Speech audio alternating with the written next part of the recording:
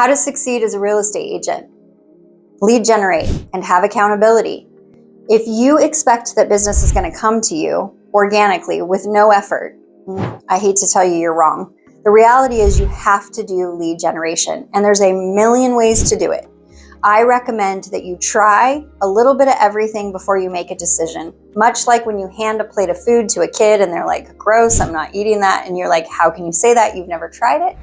Same thing. So when I'm coaching people, I will always ask them to try a certain method a few times. The first time is getting those jitters out and getting used to it. The second time it's going to feel a little better. But if you hate it, there is a point in which you should stop. And here's the reason why.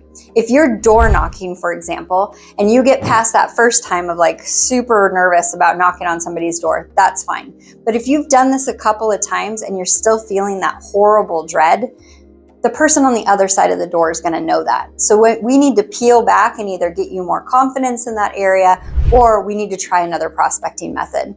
Some people door knock and have no problem with it whatsoever. So like I said, there's a million different prospecting methods out there. You just have to find what fits for you. And sometimes that means you have to try them on a bit. The other thing that I think is really important is having an accountability partner. If you are reaching out to somebody weekly and saying, hey, here's what I accomplished this week, here are my goals for the following week, you're more likely to do it then, because you're going to have to show up and tell somebody, I didn't do what I said I was going to do. So if you're going to try something new, grab an accountability partner and say, hey, I'm going to try this new method.